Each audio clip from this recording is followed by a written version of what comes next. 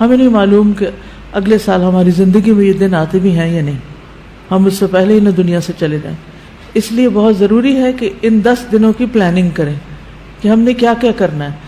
صرف وہ کام کافی نہیں جو ہم ہر روز نیکی کے کام کرتے رہتے ہیں، مثلا جو روٹین میں نوافل پڑھ رہے ہیں یا صدقہ خیرات کر رہے ہیں یا اور نہیں، مزید بھی کرنا ہے. صحابہ ان دنوں میں انتھک محنت کیا کرتے تھے. سعید بن جبیر ذی الحجہ کے 10 دن داخل ہونے کے بعد عبادت میں بہت زیادہ کوشش کرتے تھے، حتیٰ کہ وہ اتنی محنت کرتے کہ لگتا کہ وہ اس کی قدرت نہیں رکھتے، یعنی اپنے آپ کو اتنا تھکا دیتے کہ لگتا کہ بس اب اس سے زیادہ کچھ کر نہیں سکتے، آخری درجے تک. اب نیک اعمال میں سے افضل عمل جو ان دنوں کے لیے پسندیدہ ہے وہ اللہ کا ذکر ہے. نبی صلی اللہ علیہ وسلم نے فرمایا کوئی دن اللہ کے ہاں ان 10 دنوں سے زیادہ عظمت والا نہیں ہے، اور نہ ہی کسی دن کا عمل اللہ تعالیٰ کو ان 10 دنوں کے عمل سے محبوب ہے.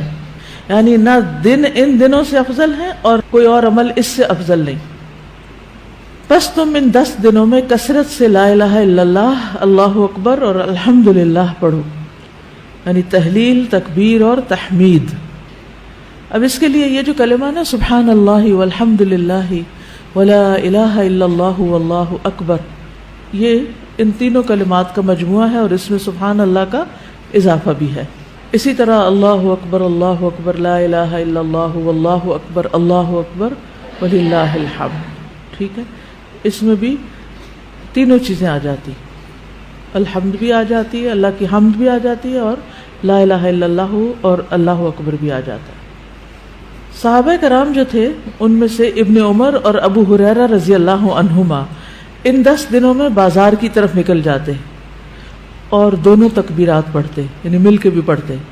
لوگ ان کی تکبیر سن کر تکبیر کہتے، یعنی یہ پڑھتے تو جو سنتا تو وہ بھی کہنا شروع کر دیتا.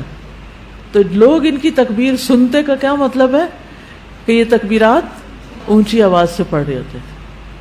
آپ دیکھیں گھروں میں اکثر لوگ گنگناتے رہتے ہیں یا کچھ، تو گھروں میں بھی تکبیرات اونچی آواز سے پڑھیے، چلتے پھرتے اونچی آواز سے پڑھیے تاکہ دوسروں کو یاد آ جائے. اونچی آواز سے پڑھنے کا مقصد اصل میں کیا ہے؟ یاد دہانی، کہ دوسرے لوگ بھی پڑھنا شروع کر دیں. پھر اسی طرح محمد بن علی جو تھے، ان صحیح بخاری میں آتا ہے کہ وہ نفل نمازوں کے بعد بھی تکبیر کہتے تھے. یعنی نفل نماز پڑھ کے، جیسے تہجد کے پڑھے یا چاشت اشراق کے پڑھے یا پھر اس کے علاوہ، تو وہ نفل پڑھ کے بھی تکبیر پڑھتے تھے. اسی طرح عورتیں بھی تکبیرات پڑھتی تھی.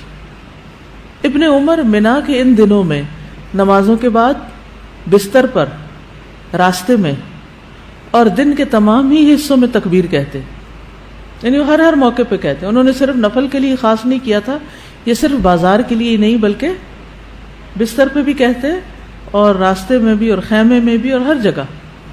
اور ان میں سے کوئی بھی آپ الفاظ پڑھ سکتے ہیں، اللہ اکبر لا الہ الا اللہ واللہ اکبر وللہ الحمد، اور اللہ اکبر وللہ الحمد، اللہ اکبر. اسی طرح اللہ اکبر کبیرہ، اللہ اکبر و اجل، اللہ اکبر وللہ الحمد. پھر اللہ اکبر کبیرہ، تو اللہ اکبر کبیرہ والحمد للہ کثیرہ وسبحان اللہ بکرۃ واصیلا بھی آپ پڑھ سکتے ہیں. ٹھیک ہے، آخر میں اللہم اغفر لی بھی کہہ سکتے ہیں. دوسرا اہم کام جو ان دنوں میں کرنے کا ہے وہ 9 ذی الحجہ کا روزہ ہے. اس روزے کی خاص فضیلت ہے جس سے انسان کے گناہ معاف ہوتے ہیں، اور یہ دن 1 سال گزرے ہوئے اور 1 سال آنے والے گناہوں کا کفارہ بنتا ہے. لیکن اس کے علاوہ بھی آپ باقی دنوں میں روزے رکھ سکتے ہیں. خاص طور پر جن کے رمضان کے روزے رہتے ہوں وہ ان دنوں میں قضا کر لیں. جو شوال میں نہیں کر سکے، ذوالقعدہ میں نہیں کر سکے، اب ذوالحجہ میں کر لیں. اجر کا اجر ہے اور اپنے فرض کی ادائیگی بھی ہو جائے گی. شوال کے روزے تو الگ الگ رکھنے پڑتے ہیں، لیکن یہ آپ ملا کے بھی رکھ سکتے ہیں، کیونکہ ان پہلے 8 دنوں کے روزے کو مخصوص نہیں ہے. یہ ہم نفلی روزے ثواب کی خاطر رکھتے ہیں، لیکن اگر قضا رکھ لیں تو بہت اچھا ہے. اور ان دنوں کا سب سے افضل عمل قربانی ہے. اقوال میں تسبیحات ہیں، افعال میں قربانی. تو مجھے امید ہے کہ آپ سب نے قربانیوں کا بندوبست کر لیا ہوگا. اگر ہر شخص الگ الگ نہیں کر سکتا، تو مل کے بھی اکٹھے ہو کے بھی قربانی کر سکتے، کیونکہ جان کا صدقہ تو کبھی بھی کیا جا سکتا ہے. تو عام دنوں میں کرنے کے بجائے ان دنوں میں انسان کر لے، ان دنوں میں پیسے جمع کرا لے. خاص طور پر غریبوں تک جو پہنچایا جاتا ہے گوشت، اس میں انسان اپنا حصہ ڈال لے. ایک طرف کیا کرنا ہے، تسبیحات کی کثرت، اور دوسری طرف کیا چھوڑنا ہے، غیبت، چگلی، تانا، فضول میں لغو باتیں، ہنسی مذاق. اپنے شر سے دوسروں کو محفوظ رکھنا، اپنی زبان سے دوسروں کو اذیت نہیں دینا، بدگمانی، تجسس، ٹوہ نہیں لگانا، آر نہیں دلانا، نفرت و بغض نہیں کرنا، ظلم نہ کرنا ہے نہ ہونے دینا ہے، کسی کو بے عزت نہیں کرنا، آر دلانا اور تانا دینے والی عادتوں کو چھوڑنا ہے. ٹانٹنگ، وہ جو عادتیں ہوتی ہیں نا، ان کو بھی چھوڑنا ہے. غصہ نافذ کرنے کی طاقت رکھنے کے باوجود اس کو چھوڑ دینا ہے. گالی گلوچ، بد زبانی، ان چیزوں سے بھی بچنا ہے. مسلمان کو ہر طرح کی اذیت دینے سے رکنا ہے. رشتہ داروں کی قطع تعلق ہی نہیں کرنی، ان کو منانا ہے. ظالم رشتہ داروں پر بھی مہربانی کرنی ہے. اپنے شر سے پڑوسیوں کو بچانا ہے. اپنے ایمان کی تجدید کرنی ہے.